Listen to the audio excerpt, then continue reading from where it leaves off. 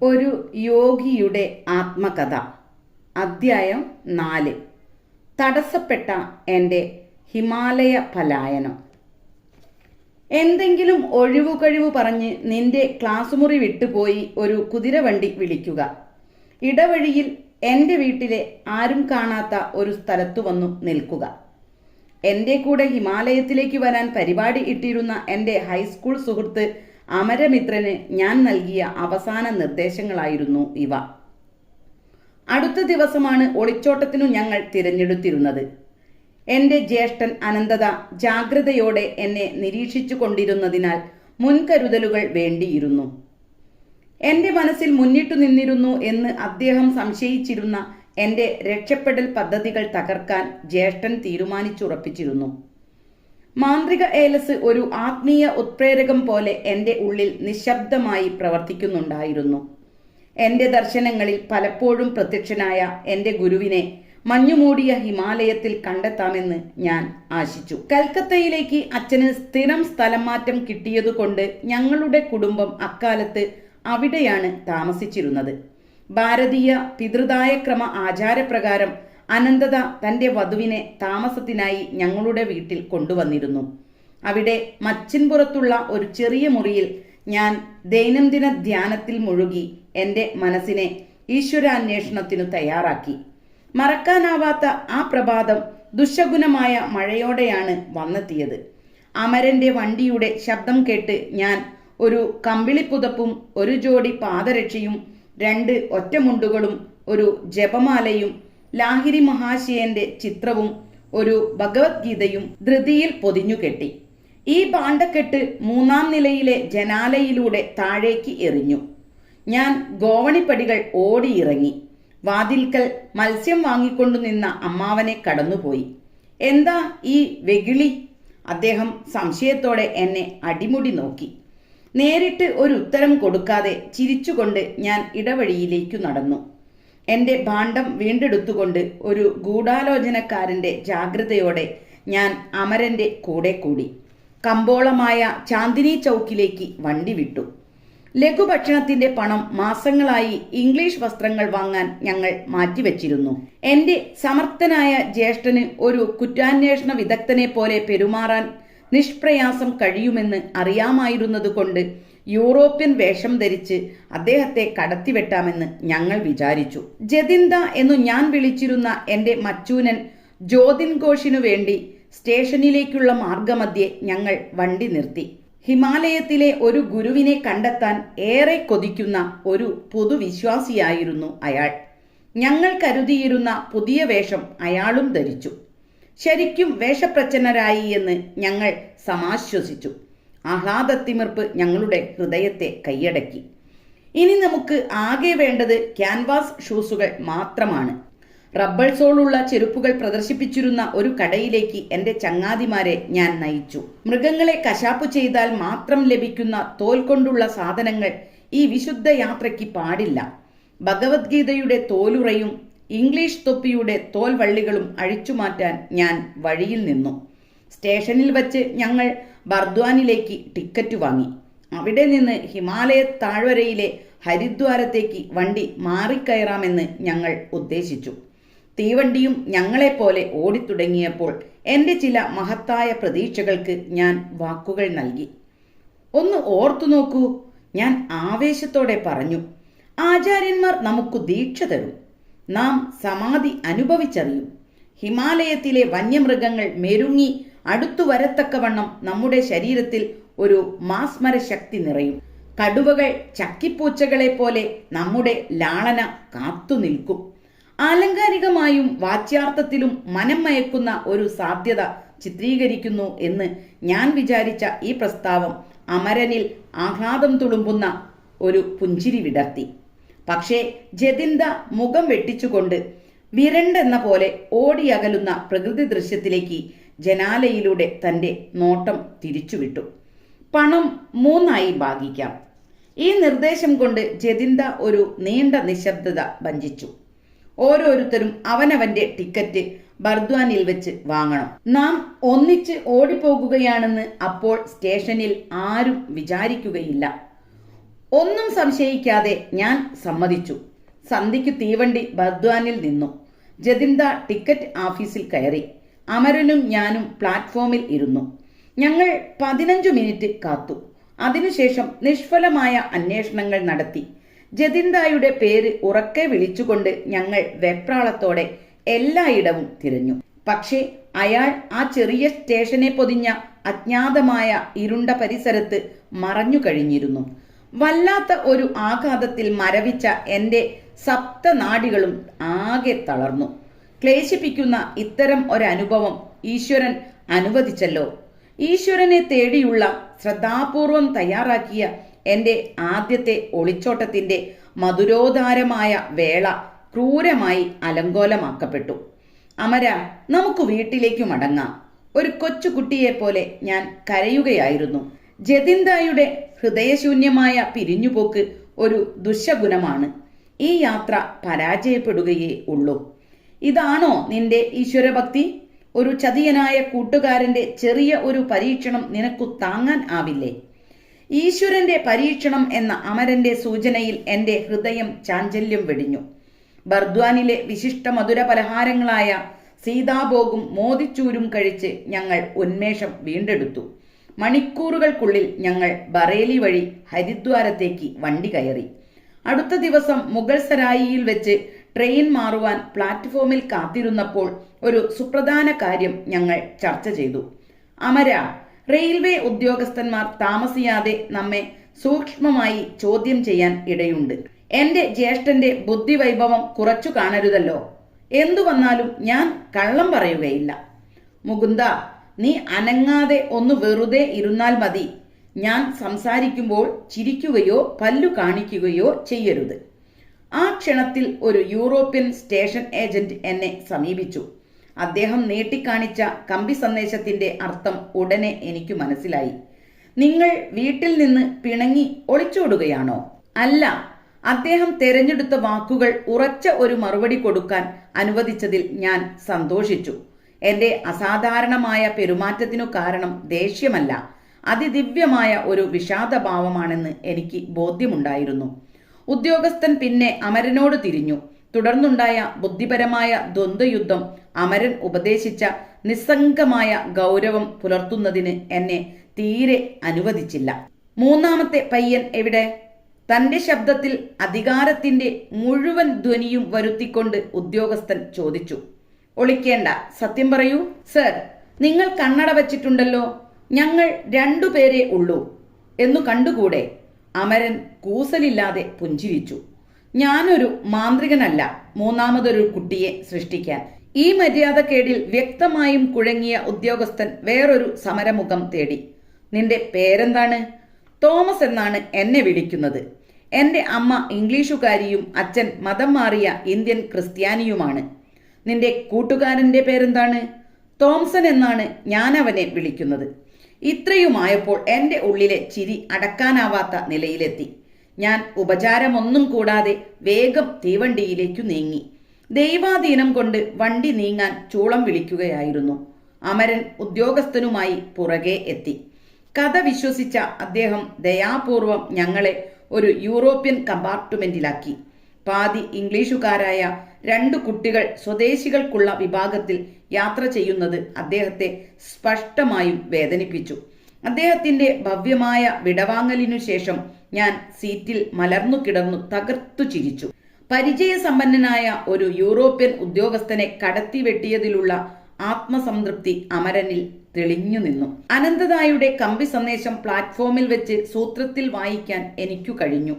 അതിങ്ങനെയായിരുന്നു: മുഗൾ സരായി വഴി ഹരിദ്വാരത്തേക്ക് വീട്ടിൽ നിന്ന് ഒളിച്ചോടുന്ന ഇംഗ്ലീഷ് വേഷത്തിലുള്ള 3 ബംഗാളി ആൺകുട്ടികൾ.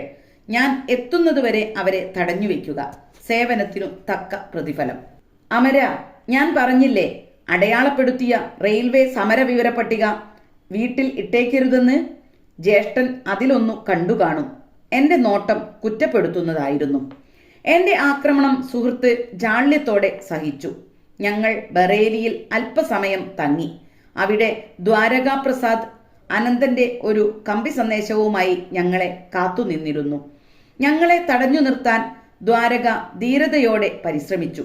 ഞങ്ങൾ ലാഘവ ബുദ്ധിയോടെയല്ല ഇറങ്ങിത്തിരിച്ചതെന്ന് ഞാൻ അയാളെ പറഞ്ഞു ബോധ്യപ്പെടുത്തി. മുമ്പൊരിക്കൽ എന്ന പോലെ ഹിമാലയത്തിലേക്ക് ഇറങ്ങിത്തിരിക്കാനുള്ള എൻ്റെ ക്ഷണം ദ്വാരക നിരസിച്ചു. അന്നു രാത്രി ഞങ്ങളുടെ വണ്ടി ഒരു സ്റ്റേഷനിൽ നിന്നപ്പോൾ ഞാൻ ഒരു പാതി ഉറക്കത്തിലായിരുന്നു. മറ്റൊരു ഉദ്യോഗസ്ഥൻ അമരനെ വിളിച്ചുണർത്തി ചോദ്യം ചെയ്തു. തോമസിന്റെയും തോംസന്റെയും സങ്കരവർഗ മാന്ത്രിക ശക്തിക്ക് അദ്ദേഹവും ഇരയായി. അങ്ങനെ ഞങ്ങളുടെ വണ്ടി വിജയാഹ്ലാദത്തോടെ അടുത്ത പ്രഭാതത്തിൽ ഹരിദ്വാരത്ത് ഞങ്ങളെ എത്തിച്ചു. മനോജ്ഞമായ പർവ്വതനിരകൾ ഞങ്ങളെ മാടി വിളിച്ചുകൊണ്ട് വിദൂരതയിൽ തലയുയർത്തി നിന്നു. ഞങ്ങൾ സ്റ്റേഷനിൽ നിന്ന് ധൃതിയിൽ പുറത്തു വന്ന് പട്ടണത്തിലെ ആൾത്തിരക്കിനിടയിൽ സ്വാതന്ത്ര്യം നേടി. ഞങ്ങളുടെ യൂറോപ്യൻ വേഷത്തിന്റെ മറ അനന്തത എങ്ങനെയോ മാറ്റിയെടുത്തതുകൊണ്ട് നാട്ടുവസ്ത്രങ്ങൾ ധരിക്കുക എന്നതായിരുന്നു ഞങ്ങളുടെ ആദ്യത്തെ നടപടി. പിടിക്കപ്പെടുമെന്ന ദുശ്ശങ്ക മനസ്സിനു ഭാരം വളർത്തി.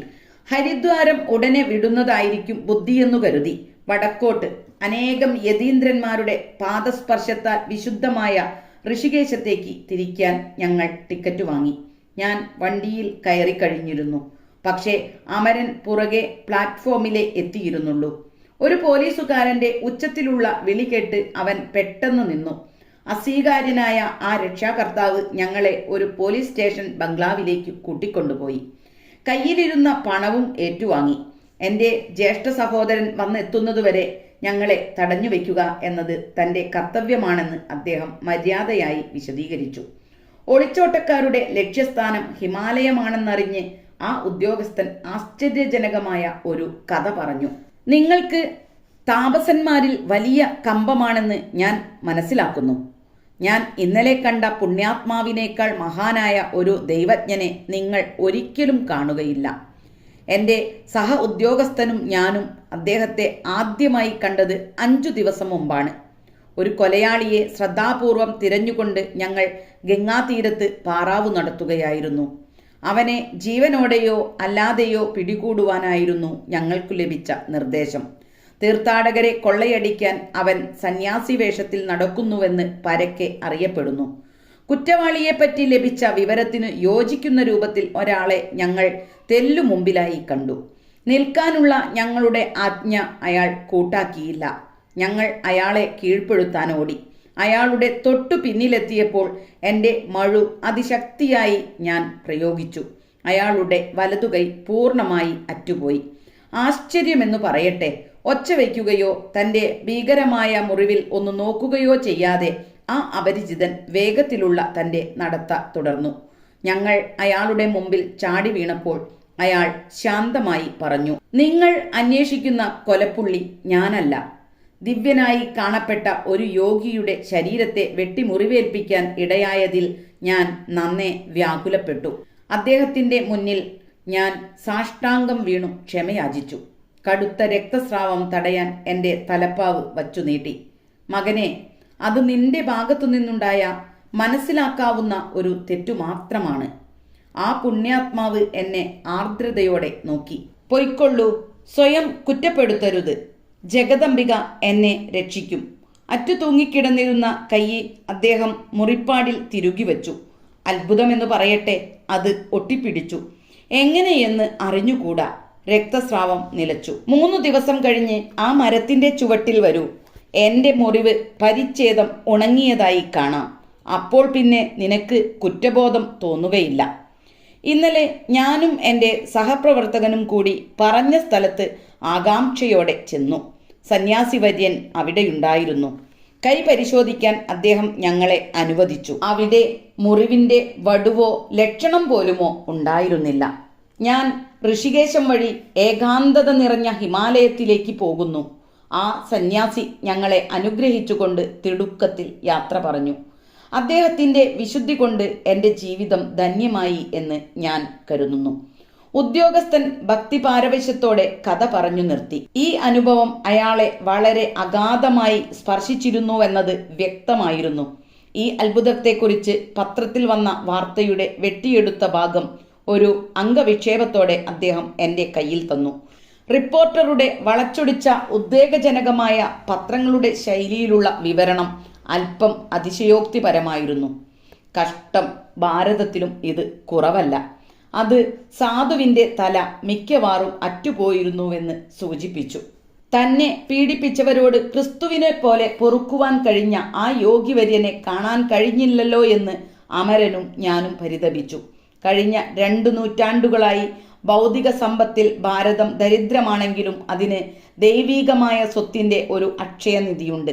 ഈ പോലീസുകാരനെ പോലുള്ള ലൗകികർക്ക് പോലും ആത്മീയ അമ്പരചുംബികളെ പാതയോരങ്ങളിൽ ഇടയ്ക്കിടെ ഇവിടെ കാണാൻ കഴിയും. തൻ്റെ ആശ്ചര്യജനകമായ കഥ കൊണ്ട് ഞങ്ങളുടെ മുഷിപ്പു മാറ്റിയതിന് ഞങ്ങൾ ആ ഉദ്യോഗസ്ഥനോട് നന്ദി പറഞ്ഞു. ഒരു പക്ഷേ താൻ ഞങ്ങളെക്കാളും ഭാഗ്യവാനാണെന്ന് അറിയിക്കുകയായിരുന്നിരിക്കും അദ്ദേഹം ചെയ്തത്. അദ്ദേഹമാണെങ്കിൽ വിശേഷിച്ചു പ്രയത്നമൊന്നും കൂടാതെ ഒരു പ്രബുദ്ധനായ യോഗിയെ കണ്ടു. ഞങ്ങളുടെ ആത്മാർത്ഥമായ അന്വേഷണമാകട്ടെ ഒരു ആചാര്യന്റെ പാദങ്ങളിലല്ല, മറിച്ച് ഒരു പരുക്കൻ പോലീസ് സ്റ്റേഷനിലാണ് അവസാനിച്ചത്. ഹിമാലയം തൊട്ടടുത്താണെങ്കിലും ഞങ്ങളുടെ ബന്ധനാവസ്ഥയിൽ അത് എത്രയോ അകലെയായിരുന്നു. എനിക്ക് സ്വാതന്ത്ര്യം തേടാൻ അതിശക്തമായ പ്രേരണ തോന്നുന്നുവെന്ന് ഞാൻ അമരനോട് പറഞ്ഞു.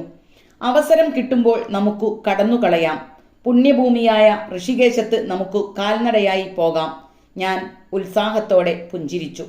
പക്ഷേ പണത്തിൻ്റെ ബലമായ ഊന്ന് ഞങ്ങളിൽ നിന്ന് എടുത്തു കളഞ്ഞതോടെ എൻ്റെ കൂട്ടുകാരൻ അശുഭാപ്തി വിശ്വാസിയായി മാറിയിരുന്നു.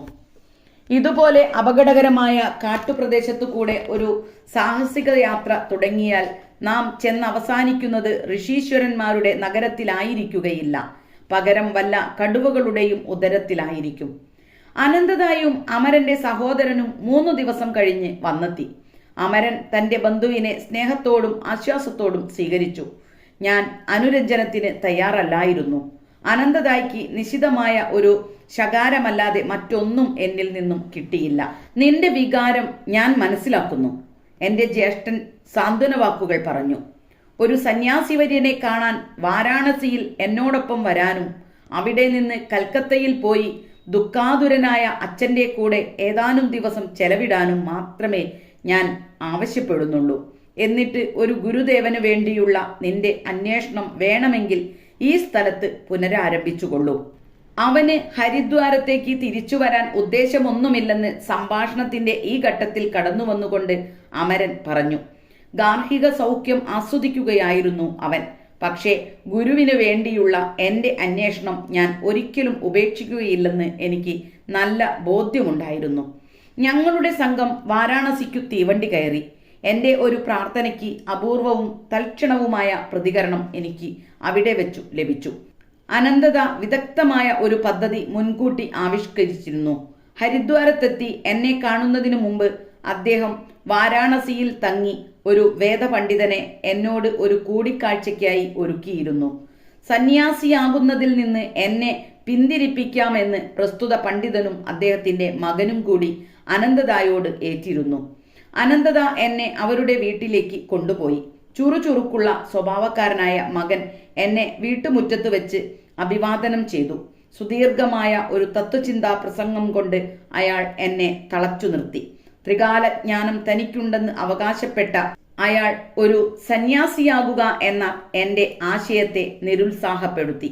നിങ്ങളുടെ നിത്യജീവിതത്തിലെ ഉത്തരവാദിത്വങ്ങൾ ഇട്ടെറിഞ്ഞു പോകുന്നതിൽ ഉറച്ചു നിന്നാൽ നിങ്ങൾ തുടർച്ചയായ ദുരന്തങ്ങൾ നേരിടുകയും നിങ്ങൾക്ക് ഈശ്വരനെ കണ്ടെത്താൻ കഴിയാതെ വരികയും ചെയ്യും. ലോകാനുഭവങ്ങളിൽ കൂടിയല്ലാതെ നിങ്ങളുടെ സഞ്ചിത കർമ്മഫലത്തെ ദൂരീകരിക്കാനും കഴിയില്ല. ഭഗവത്ഗീതയിൽ നിന്നുള്ള അനശ്വരമായ വാക്കുകൾ മറുപടിയായി എൻ്റെ ചുണ്ടത്തെത്തി. ഏറ്റവും നിന്ദ്യവാസനകൾ ഉള്ളവർ പോലും എന്നെ നിരന്തരം ധ്യാനിച്ചാൽ അവന്റെ കഴിഞ്ഞകാല ദുഷ്കർമ്മങ്ങളുടെ ഫലം വേഗത്തിൽ നശിച്ചു പോകും. ഒരു മഹാത്മാവായി തീർന്ന് വേഗം അവൻ നിത്യശാന്തി നേടുന്നു. ഇത് സുനിശ്ചിതമാണെന്നറിയൂ. എന്നിൽ വിശ്വാസമർപ്പിക്കുന്ന ഭക്തൻ ഒരിക്കലും നശിക്കുന്നില്ല. എന്നാൽ ആ ചെറുപ്പക്കാരന്റെ ശക്തിയുക്തമായ പ്രവചനങ്ങൾ എൻ്റെ തൻ്റെടം അല്പം ഉലച്ചിരുന്നു. എൻ്റെ ഹൃദയത്തിലെ സകല ഭക്തിയും സമാഹരിച്ച് ഞാൻ നിശബ്ദമായി ഈശ്വരനോട് പ്രാർത്ഥിച്ചു. എൻ്റെ ആശയക്കുഴപ്പം പരിഹരിച്ചുകൊണ്ട് എനിക്ക് ഇവിടെ വെച്ച് ഇപ്പോൾ തന്നെ ശരിയായ ഉത്തരം തരൂ. ഞാൻ ഒരു സന്യാസിയുടെയോ അതോ ഗൃഹസ്ഥന്റെയോ ജീവിതം നയിക്കാനാണ് അങ്ങ് ഇച്ഛിക്കുന്നത്? പണ്ഡിതന്റെ വീട്ടിന്റെ മതിലിനു വെളിയിൽ തേജസ്വിയായ ഒരു സാധു നിൽക്കുന്നത് ഞാൻ ശ്രദ്ധിച്ചു. ത്രികാലജ്ഞനെന്ന് സ്വയം അവകാശപ്പെടുന്ന ആളും ഞാനും തമ്മിലുള്ള വാശിയേറിയ സംഭാഷണം അദ്ദേഹം കേട്ടു എന്നത് സ്പഷ്ടമായിരുന്നു. ആ അപരിചിതൻ എന്നെ അടുത്തേക്ക് വിളിച്ചു. അദ്ദേഹത്തിന്റെ ശാന്തമായ കണ്ണുകളിൽ നിന്ന് ഉജ്ജ്വലമായ ഒരു ശക്തി പ്രവഹിക്കുന്നതായി എനിക്ക് അനുഭവപ്പെട്ടു. മകനെ, ആ വിവരം കെട്ടവൻ പറയുന്നത് ശ്രദ്ധിക്കേണ്ട. ഈ ജന്മത്തിൽ നിന്റെ ഒരേ ഒരു പാത സന്യാസത്തിൻ്റെതാണെന്ന് നിനക്ക് ഉറപ്പു നൽകാൻ നിന്റെ പ്രാർത്ഥനയ്ക്കു മറുപടിയായി മഹാപ്രഭു എന്നോട് അരുളി ചെയ്യുന്നു. സുവ്യക്തമായ ഈ സന്ദേശം ലഭിച്ചപ്പോൾ ആശ്ചര്യത്തിൻ്റെയും കൃതജ്ഞതയുടെയും പുഞ്ചിരി എന്നിൽ വിടർന്നു.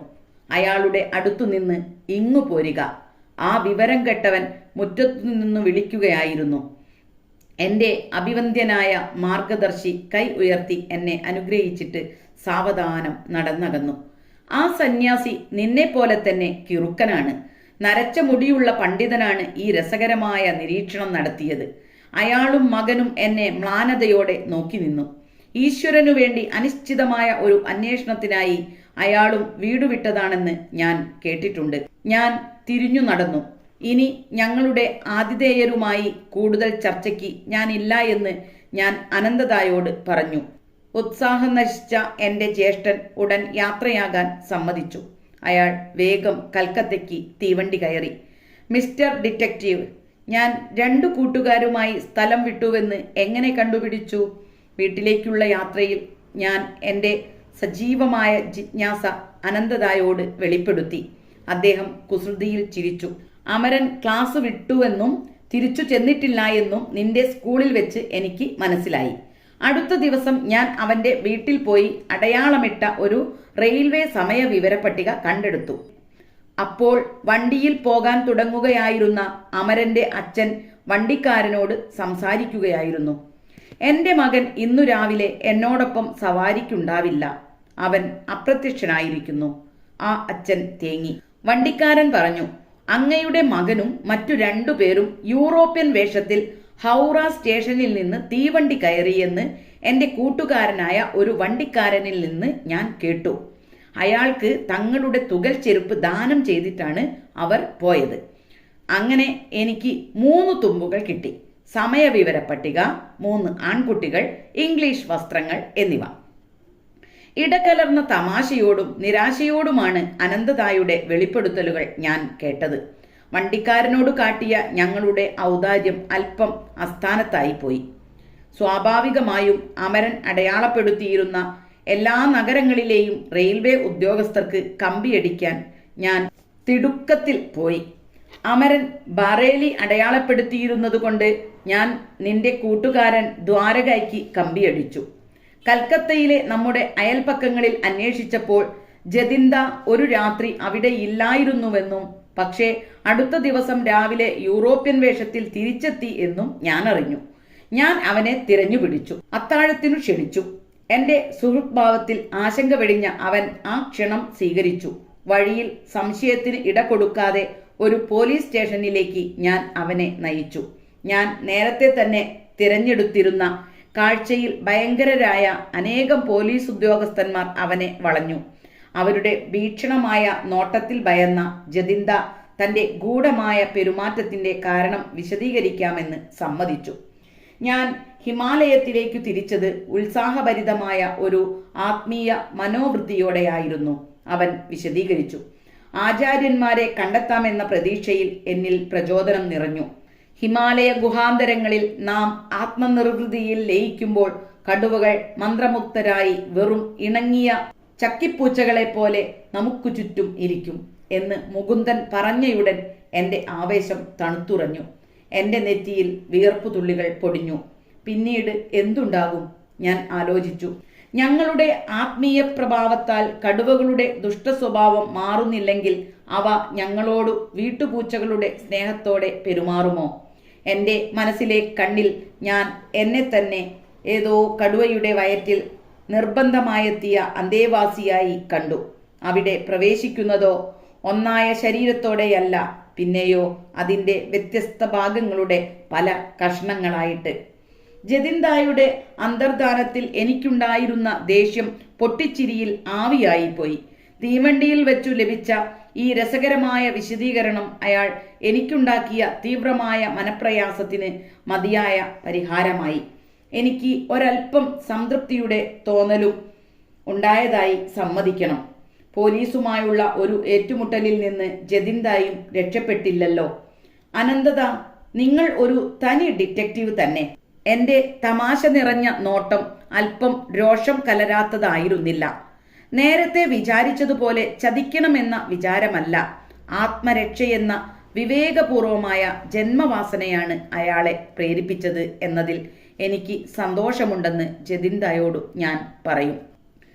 കൽക്കത്തയിലെ വീട്ടിലെത്തിയപ്പോൾ ഹൈസ്കൂൾ പഠിത്തം മുഴുമിപ്പിക്കുന്നതുവരെയെങ്കിലും എൻ്റെ ഊരു ചുറ്റുന്ന പാദങ്ങളെ നിയന്ത്രിക്കണമെന്ന് അച്ഛൻ ഉള്ളിൽ തട്ടും വിധം അപേക്ഷിച്ചു. ഞാൻ അവിടെ ഇല്ലായിരുന്നപ്പോൾ അദ്ദേഹം സ്നേഹപൂർവം ഒരു ഗൂഢപദ്ധതി തയ്യാറാക്കിയിരുന്നു. ആത്മജ്ഞാനിയായ സ്വാമി കേവലാനന്ദനെ എൻ്റെ വീട്ടിൽ പതിവായി വരാൻ അദ്ദേഹം ഏർപ്പാടു ചെയ്തു. ഈ പുണ്യാത്മാവ് നിന്റെ സംസ്കൃതം അധ്യാപകനായിരിക്കും, എൻ്റെ അച്ഛൻ ആത്മവിശ്വാസത്തോടെ വെളിപ്പെടുത്തി. പണ്ഡിതനായ ഒരു ദാർശനികനിൽ നിന്നുള്ള പ്രബോധനം കൊണ്ട് എൻ്റെ ആധ്യാത്മിക വാഞ്ചകളെ തൃപ്തിപ്പെടുത്താമെന്ന് അച്ഛൻ ആശിച്ചു. എന്നാൽ സംഭവിച്ചത് മറിച്ചാണ്. പുതിയ അധ്യാപകൻ ബുദ്ധിപരമായ ശുഷ്കതകൾ വച്ചു നീട്ടുന്നതിനു പകരം എൻ്റെ ആത്മീയാഭിലാഷങ്ങളെ ഉദ്ദീപിപ്പിക്കുകയാണ് ചെയ്തത്. സ്വാമി കേവലാനന്ദൻ ലാഹിരി മഹാശയന്റെ ഒരു ശ്രേഷ്ഠ ശിഷ്യനായിരുന്നുവെന്നത് അച്ഛന് അറിയാമായിരുന്നില്ല. തൻ്റെ ദൈവീകമായ കാന്തശക്തിയുടെ അപ്രതിരോധ്യതയാൽ നിശബ്ദം തന്നിലേക്ക് ആകർഷിക്കപ്പെട്ട ആയിരക്കണക്കിന് ശിഷ്യന്മാർ ആ അതുല്യ ഗുരുവിന് ഉണ്ടായിരുന്നു. ലാഹിരി മഹാശയൻ കേവലാനന്ദജിയെ പലപ്പോഴും ഋഷിയായി ചിത്രീകരിച്ചിരുന്നു. ഇടതൂർന്ന മുടിച്ചുരുളുകൾ എൻ്റെ അധ്യാപകന്റെ സുന്ദരമായ മുഖത്തെ വലയം ചെയ്തിരുന്നു. അദ്ദേഹത്തിന്റെ കറുത്ത കണ്ണുകൾ നിഷ്കളങ്കമായിരുന്നു, ഒരു കുഞ്ഞിൻ്റേതുപോലെ സുതാര്യവും. അദ്ദേഹത്തിന്റെ ശരീരം മെലിഞ്ഞിരുന്നു, അതിൻ്റെ ചലനങ്ങൾ എല്ലാം ശാന്തവും ശ്രദ്ധാപൂർണവുമായിരുന്നു. സദാ സൗമ്യനും സ്നേഹമയനുമായ അദ്ദേഹം അനന്തതാബോധത്തിൽ നിത്യപ്രതിഷ്ഠനായിരുന്നു. ഒന്നിച്ച് സന്തോഷകരമായി കഴിഞ്ഞ സമയത്തിന്റെ അധിക ഭാഗവും ക്രിയാധ്യാനത്തിലാണ് ഞങ്ങൾ ചെലവഴിച്ചത്. സ്വാമി കേവലാനന്ദൻ പുരാതന ശാസ്ത്രഗ്രന്ഥങ്ങളിൽ അവഗാഹം നേടിയ പ്രമുഖ പണ്ഡിതനായിരുന്നു. അദ്ദേഹത്തിന്റെ പാണ്ഡിത്യം അദ്ദേഹത്തിന് ശാസ്ത്രീയ മഹാശയൻ എന്ന അപരനാമം സമ്പാദിച്ചു കൊടുത്തു. ആ നാമധേയത്തിലാണ് അദ്ദേഹം സാധാരണയായി സംബോധന ചെയ്യപ്പെട്ടിരുന്നത്. എന്നാൽ സംസ്കൃതത്തിൽ എൻ്റെ പാണ്ഡിത്യത്തിന്റെ പുരോഗതി എടുത്തു പറയത്തക്കതായിരുന്നില്ല. കിട്ടിയ അവസരങ്ങളെല്ലാം ശുഷ്കമായ വ്യാകരണത്തെ ഉപേക്ഷിച്ച് യോഗശാസ്ത്രത്തെയും ലാഹിരി മഹാശയനെയും പറ്റി സംസാരിക്കാൻ ഞാൻ ശ്രമിച്ചു. ഒരു ദിവസം എൻ്റെ അധ്യാപകൻ ആ ഗുരുവിനോടൊത്തുള്ള എൻ്റെ ജീവിതത്തെപ്പറ്റി ചിലതൊക്കെ പറഞ്ഞ് എന്നെ അനുഗ്രഹിച്ചു. അസുലഭ ഭാഗ്യാതിരേകം കൊണ്ട് ലാഹിരി മഹാശയനോടൊപ്പം 10 വർഷം കഴിയുവാൻ എനിക്കു സാധിച്ചു. അദ്ദേഹത്തിന്റെ വാരാണസിയിലെ വീട് എൻ്റെ രാത്രികാല തീർത്ഥയാത്രകളുടെ ലക്ഷ്യസ്ഥാനമായിരുന്നു. 2ാമത്തെ നിലയിൽ മുൻവശത്തെ കൊച്ചുമുറിയിൽ ഗുരുദേവൻ എപ്പോഴും ഉണ്ടാകും. തടി കൊണ്ടുള്ള ചാരില്ലാത്ത ഒരു പീഠത്തിൽ അദ്ദേഹം പത്മാസനത്തിൽ ഇരിക്കുമ്പോൾ ശിഷ്യന്മാർ മുന്നിൽ അർദ്ധവൃത്താകൃതിയിൽ അദ്ദേഹത്തെ വലയം ചെയ്ത് ഇരുന്നിരുന്നു. അദ്ദേഹത്തിന്റെ കണ്ണുകൾ ദിവ്യമായ പരമാനന്ദത്തിൽ നൃത്തമാടി തിളങ്ങി. അനന്താനന്ദത്തിന്റെ തലങ്ങളിലേക്ക് ഉൾക്കണ്ണിലൂടെ ഉറ്റുനോക്കിക്കൊണ്ട് അവ എപ്പോഴും പാതി അടഞ്ഞിരിക്കും. അപൂർവമായേ അദ്ദേഹം ദീർഘമായി സംസാരിച്ചിരുന്നുള്ളൂ. തന്റെ സഹായം ആവശ്യമുള്ള ശിഷ്യനിൽ ഇടയ്ക്കിടെ അവ കേന്ദ്രീകരിക്കും. അപ്പോൾ പ്രകാശത്തിന്റെ പ്രവാഹം പോലെ ആശ്വാസവചനങ്ങൾ ഒഴുകുകയായി. ഗുരുദേവൻ ഒന്നു നോക്കിയാൽ അവാച്യമായ ഒരു ശാന്തി എൻ്റെ ഉള്ളിൽ പൂവണിയും. അനന്തതയുടെ താമരയിൽ നിന്നെന്ന പോലെ അദ്ദേഹത്തിന്റെ സുഗന്ധം എന്നിൽ വ്യാപരിക്കും. ദിവസങ്ങളോളം ഒരു വാക്ക് സംസാരിച്ചില്ലെങ്കിൽ പോലും അദ്ദേഹത്തോടൊപ്പം ഉണ്ടായിരിക്കുക എന്നത് എൻ്റെ സത്തയെ സമ്പൂർണമായി പരിവർത്തനം ചെയ്യുന്ന ഒരു അനുഭവമായിരുന്നു. എൻ്റെ ഏകാഗ്രതയുടെ പാതയിൽ അദൃശ്യമായ ഏതെങ്കിലും തടസ്സമുണ്ടായാൽ ഞാൻ ഗുരുപാദങ്ങളിൽ ധ്യാനനിരതനാകും. അവിടെ ഏറ്റവും സൂക്ഷ്മതമമായ അവസ്ഥകൾ പോലും എളുപ്പത്തിൽ എൻ്റെ പിടിയിൽ ഒതുങ്ങുമായിരുന്നു. അത്തരത്തിലുള്ള ജ്ഞാനദർശനങ്ങൾ കുറെ കൂടി എളിയ ആചാര്യന്മാരുടെ സന്നിധിയിൽ എനിക്ക് അപ്രാപ്യമായിരുന്നു. എൻ്റെ ശിഷ്യന്മാർക്കും ഭക്തിയിലൂടെ പ്രവേശിക്കാവുന്ന രഹസ്യവാതിലുകൾ തുറന്നിട്ടിരുന്ന ഈശ്വരന്റെ ജീവൻ തുടിക്കുന്ന ഒരു ദേവാലയമായിരുന്നു ഗുരുദേവൻ. ലാഹിരി മഹാശയൻ ഗ്രന്ഥങ്ങളെ ആശ്രയിച്ച് വേദശാസ്ത്രങ്ങൾ വ്യാഖ്യാനിക്കുന്ന ആളായിരുന്നില്ല. ദൈവീക ഗ്രന്ഥശേഖരത്തിൽ അദ്ദേഹം അനായാസമായി നിമഗ്നനായി. അദ്ദേഹത്തിന്റെ സർവജ്ഞത്വത്തിന്റെ ജലധാരയിൽ നിന്ന് വാക്കുകളുടെ നുരയും പതയും ചിന്തകളുടെ ജലകണങ്ങളും ശക്തിയായി ഒഴുകി. യുഗങ്ങളായി വേദങ്ങളിൽ ഒളിഞ്ഞിരുന്ന അഗാധമായ ദാർശനിക ശാസ്ത്രവിജ്ഞാനം തുറന്നു വെളിയിൽ കൊണ്ടുവരുന്നതിനുള്ള മാന്ത്രിക താക്കോൽ അദ്ദേഹത്തിന്റെ കൈവശം ഉണ്ടായിരുന്നു. പുരാതന ഗ്രന്ഥങ്ങളിൽ പറഞ്ഞിരിക്കുന്ന വ്യത്യസ്ത ബോധതലങ്ങൾ വിശദീകരിക്കാൻ ആവശ്യപ്പെട്ടാൽ അദ്ദേഹം പുഞ്ചിരിയോടെ സമ്മതിക്കും. ഞാനിപ്പോൾ ആ ബോധതലങ്ങളിൽ കൂടി കടന്നുപോയിട്ട് എന്തു കാണുന്നുവെന്നു പറയാം. അങ്ങനെ വേദഗ്രന്ഥങ്ങൾ മനഃപ്പാടമാക്കിയിട്ട് സ്വാനുഭാവമില്ലാത്ത ആശയങ്ങൾ വിളമ്പുന്ന അധ്യാപകരിൽ നിന്ന് തികച്ചും വിഭിന്നനായിരുന്നു അദ്ദേഹം. നിനക്ക് അർത്ഥം തോന്നുന്ന രീതിയിൽ ഈ വിശുദ്ധ ശ്ലോകങ്ങൾ വ്യാഖ്യാനിക്കൂ. മിതഭാഷിയായ ഗുരുദേവൻ പലപ്പോഴും ഇങ്ങനെ ഒരു നിർദ്ദേശം അടുത്തിരിക്കുന്ന ഒരു ശിഷ്യനു നൽകുമായിരുന്നു. ശരിയായി വ്യാഖ്യാനിക്കാൻ ഞാൻ നിന്റെ ചിന്തകളെ നയിക്കാം. ഈ രീതിയിൽ തൻ്റെ ശിഷ്യന്മാരുടെ അതിവിശദമായ ഭാഷ്യത്തോടുകൂടി ലാഹിരി മഹാശയന്റെ ധാരാളം ഉൾക്കാഴ്ചകൾ രേഖപ്പെടുത്താൻ ഇടയായി. ഗുരുദേവൻ അന്ധമായ വിശ്വാസം ഒരിക്കലും ശുപാർശ ചെയ്തില്ല. വാക്കുകൾ പുറന്തോട് മാത്രമാണ്. നിങ്ങളുടെ സ്വന്തം ധ്യാനത്തിലെ ആനന്ദകരമായ സമ്പർക്കത്തിലൂടെ ഈശ്വര സാന്നിധ്യത്തിൽ ഉറച്ചു വിശ്വാസം സമ്പാദിക്കുക, അദ്ദേഹം പറഞ്ഞു. ശിഷ്യന്റെ പ്രശ്നം എന്തു തന്നെയായാലും പരിഹാരമായി ഗുരുദേവൻ ഉപദേശിച്ചത് ക്രിയായോഗം ആയിരുന്നു. നിങ്ങൾക്ക് മാർഗദർശനം നൽകാൻ ഞാൻ ഈ ശരീരത്തിൽ ഇല്ലാതെയാകുമ്പോഴും ഈ യോഗമാർഗത്തിന്റെ ഫലദായകത്വം നഷ്ടപ്പെടുകയില്ല. പ്രചോദനാത്മകമായ പ്രമാണങ്ങൾ പോലെ പുറംചട്ടയിൽ പൊതിഞ്ഞ് ഫയലിൽ തിരുകി മറയ്ക്കപ്പെടേണ്ടതല്ല ഈ സങ്കേതം. ക്രിയയുടെ ശക്തി അനുഷ്ഠാനത്തിലാണിരിക്കുന്നത്. ക്രിയയിലൂടെ നിങ്ങളുടെ വിമോചനത്തിന്റെ പാതയിൽ നിരന്തരം മുന്നേറുക. ഈശ്വരാന്വേഷണത്തിൽ ഉരുത്തിരിഞ്ഞു വന്നിട്ടുള്ളവയിൽ സ്വപ്രയത്നത്താലുള്ള മോക്ഷപ്രാപ്തിക്ക് ഏറ്റവും ഫലവത്തായ പദ്ധതിയെന്നു ഞാൻ കരുതുന്നതും ക്രിയ തന്നെയാണ്.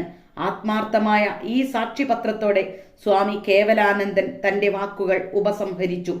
എല്ലാ മനുഷ്യരിലും നിർലീനമായ സർവശക്തൻ ലാഹിരി മഹാശയന്റെയും അദ്ദേഹത്തിന്റെ അനേകം ശിഷ്യന്മാരുടെയും ദേഹത്തിൽ അതിന്റെ അനുഷ്ഠാനത്തിലൂടെ കാണപ്പെട്ട അവതാരമായി തീർന്നു.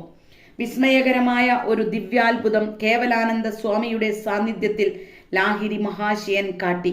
ഞങ്ങളുടെ മുന്നിലെ മേശമേലുണ്ടായിരുന്ന സംസ്കൃത ഗ്രന്ഥങ്ങളിൽ നിന്ന് എത്രയോ അകലെയായിരുന്ന കണ്ണുകളോടെ എൻ്റെ പുണ്യാത്മാവായ അധ്യാപകൻ ഒരു ദിവസം ആ കഥ വിവരിച്ചു.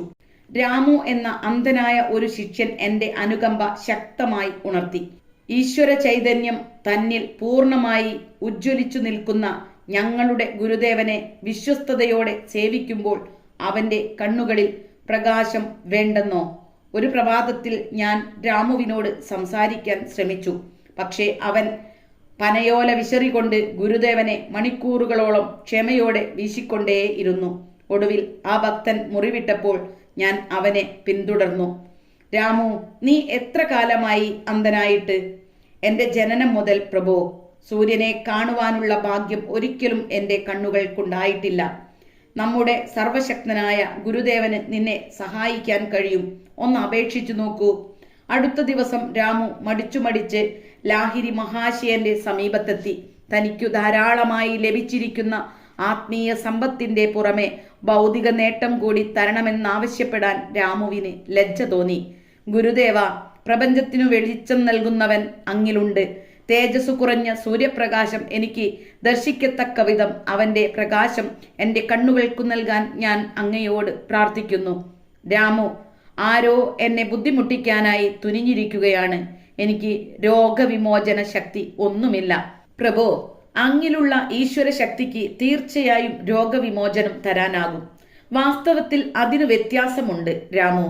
ഈശ്വരന് അതിരുകളില്ല. നക്ഷത്രങ്ങളെയും ശരീരകോശങ്ങളെയും ദുർഗ്രാഹ്യമായ ജീവസ്ഫുലിംഗങ്ങളാൽ ഉജ്ജ്വലിപ്പിക്കുന്ന അദ്ദേഹത്തിന് നിന്റെ കണ്ണുകൾക്ക് കാഴ്ചശക്തിയുടെ പ്രകാശം തരാൻ നിശ്ചയമായും സാധിക്കും. ഗുരുദേവൻ രാമുവിന്റെ തിരുനെറ്റിയിൽ തൊട്ടു. നിന്റെ മനസ്സ് അവിടെ ഏകാഗ്രമാക്കൂ. രാമനാമം 7 ദിവസം തുടരെ ജപിക്കൂ. സൂര്യപ്രകാശത്തിന്റെ ഉജ്ജ്വല ശോഭ ഒരു പുതിയ പ്രഭാതം നിനക്കു നൽകും. ഒരാഴ്ചയ്ക്കുള്ളിൽ അത് അങ്ങനെ തന്നെ സംഭവിച്ചു. പ്രകൃതിയുടെ സുന്ദരമുഖം രാമു ആദ്യമായി ദർശിച്ചു. അവന്റെ ഇഷ്ടദേവതയായ ശ്രീരാമന്റെ തന്നെ നാമം ജപിക്കാൻ സർവജ്ഞനായ ഗുരുദേവൻ പിഴ പറ്റാത്ത നിർദ്ദേശം നൽകി. ഗുരുദേവൻ നിത്യമായ രോഗവിമോചനത്തിന്റെ ശക്തമായ ബീജങ്ങൾ അങ്കുരിപ്പിച്ചത് ഭക്തി കൊണ്ട് ഉഴുതുമറിച്ച രാമുവിന്റെ വിശ്വാസമെന്ന മണ്ണിലായിരുന്നു. കേവലാനന്ദൻ ഒരു നിമിഷം നിശബ്ദനായിരുന്നു. എന്നിട്ട് തന്റെ ഗുരുദേവന് വീണ്ടും ഒരു ആദരാഞ്ജലി അർപ്പിച്ചു. ലാഹിരി മഹാശയന്റെ ഓരോരോ അത്ഭുത പ്രവൃത്തികളിലും താനാണ് കർത്താവെന്ന അഹങ്കാരം കടന്നുവരാൻ അദ്ദേഹം ഒരിക്കലും അനുവദിച്ചിരുന്നില്ല എന്ന് വ്യക്തമായിരുന്നു.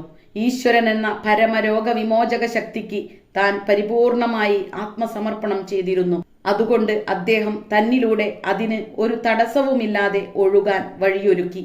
ലാഹിരി മഹാശയനിലൂടെ അത്ഭുതകരമായ രോഗശാന്തി നേടിയ എത്രയോ ശരീരങ്ങൾ ഒടുവിൽ ശവദാഹത്തിൽ അഗ്നിക്കിരയാകേണ്ടി വന്നു. പക്ഷേ അദ്ദേഹം സൃഷ്ടിച്ച നിശബ്ദമായ ആത്മീയ നവോത്ഥാനവും അദ്ദേഹം വളർത്തിയെടുത്ത ഈശ്വര സദൃശരായ ശിഷ്യരുമാണ് അദ്ദേഹത്തിന്റെ അനശ്വരമായ ദിവ്യാത്ഭുതങ്ങൾ.